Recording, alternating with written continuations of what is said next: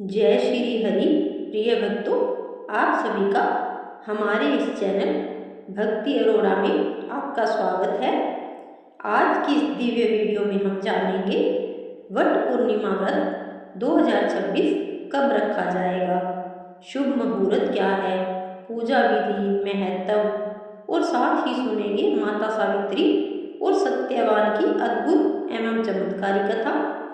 कहते हैं जो सुहागिन स्त्री श्रद्धा और विश्वास से वट पूर्णिमा का व्रत करती है उसके पति की आयु लंबी होती है, घर में सुख समृद्धि आती है और अखंड सौभाग्य का आशीर्वाद मिलता है। तो वीडियो को अंत तक अवश्य देखिए, क्योंकि अंत में मैं आपको बताऊंगी एक ऐसा छोटा सा उपाय जिससे माता लक्ष्मी और भगवान विष्णु की विशेष कृपा प्राप्त होती है। बोलिए वट वृक्ष देव की जय, माता सावित्री की जय, सत्यवान महाराज की जय। साल 2026 में वट पूर्णिमा व्रत जून महीने में रखा जाएगा। इस दिन विवाहित महिलाएं अपने पति की लंबी आयु और सुखी वैवाहिक जीवन के लिए व्रत रखती हैं। सुबह स्नान के बाद वट वृक्ष की पूजा की जाती है और उसके चारों ओर धागा बांधकर परिक्रमा की जाती है। यह व्रत विशेष रूप से उत्तर भारत, महाराष्ट्र और कई राज्यों में बहुत श्रद्धा के साथ मनाया जाता है। धार्मिक मान्यताओं के अनुसार वट वृक्ष में ब्रह्मा, विष्णु और महेश तीनों देवों का वास माना गया है। जड़ में ब्रह्मा जी, तने में भगवान विष्णु और शाखाओं में भगवान शिव का निवास माना जाता है। इसलिए वट वृक्ष की पूजा करने से त्रिदेवों का आशीर्वाद प्राप्त होता है। कहा जाता है कि जो स्त्री श्रद्धा से वट वृक्ष की पूजा करती है उसके जीवन के सभी संकट धीरे धीरे दूर होने लगते हैं। अब सुनते हैं वट पूर्णिमा व्रत की पूजा विधि। सुबह जल्दी उठकर स्नान करें, साफ और सुंदर वस्त्र धारण करें। इसके बाद पूजा की थाली में रखें रोली, चावल, फूल, धूप, दीपक, मिठाई, जल का लोटा और कच्चा सूत। फिर वट वृक्ष के पास जाएं, वट वृक्ष पर जल अर्पित करें, फूल और अक्षत चढ़ाएं। अब कच्चे सूत को वृक्ष के चारों ओर लपेटते हुए परिक्रमा करें। परिक्रमा करते समय भगवान विष्णु और माता सावित्री का स्मरण करें। इसके बाद वट पूर्णिमा व्रत कथा सुनें और अंत में आरती करें। अब सुनते हैं वट पूर्णिमा व्रत की पावन कथा। बहुत समय पहले की बात है, मध्य देश में अश्वपति नाम के एक प्रतापी राजा राज्य करते थे। राजा बहुत धर्मात्मी थे, लेकिन उनकी कोई संतान नहीं थी। इस कारण राजा और रानी हमेशा दुखी रहते थे। एक दिन राजा ने संतान प्राप्ति के लिए कठोर तपस्या शुरू की। कई वर्षों तक उन्होंने माता सावित्री की आराधना की। राजा की भक्ति से प्रसन्न होकर देवी प्रकट हुई और बोली, राजन, तुम्हें एक अत्यंत तेजस्विनी और भाग्यशाली पुत्री प्राप्त होगी। कुछ समय बाद राजा के घर एक सुंदर कन्या ने जन्म लिया। उसका नाम रखा गया सावित्री। सावित्री बचपन से ही अत्यंत बुद्धिमान, धार्मिक और तेजस्वी थी। जब वह विवाह योग्य हुई तो राजा ने उनसे कहा, पुत्री, तुम समय अपने लिए योग्य वर का चयन करो। सावित्री वन वन घूमती हुई एक दिन एक आश्रम में पहुंची।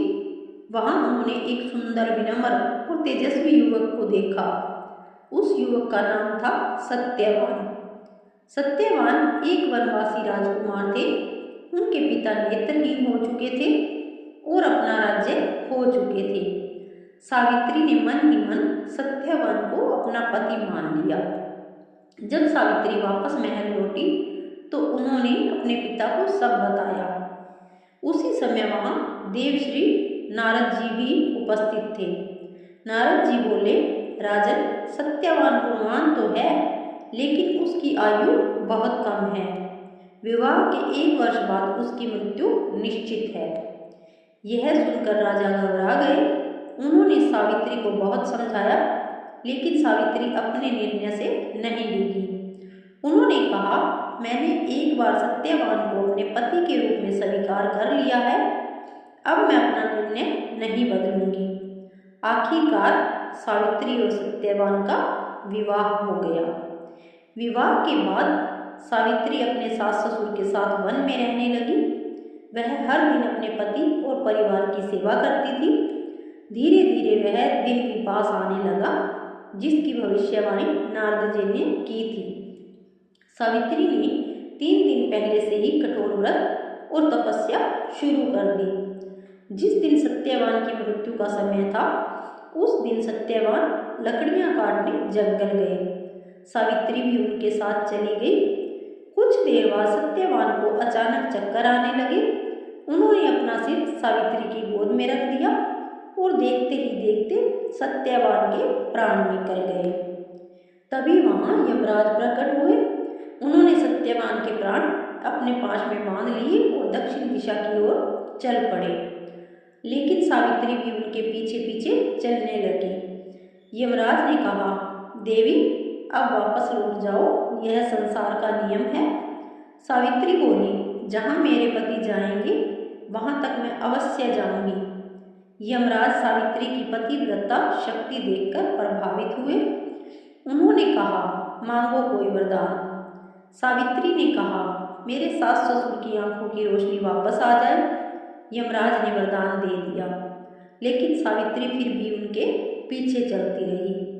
यमराज ने दूसरा वरदान दिया। सावित्री बोली, मेरे ससुर को उनका खोया हुआ राज्य वापस मिल जाए।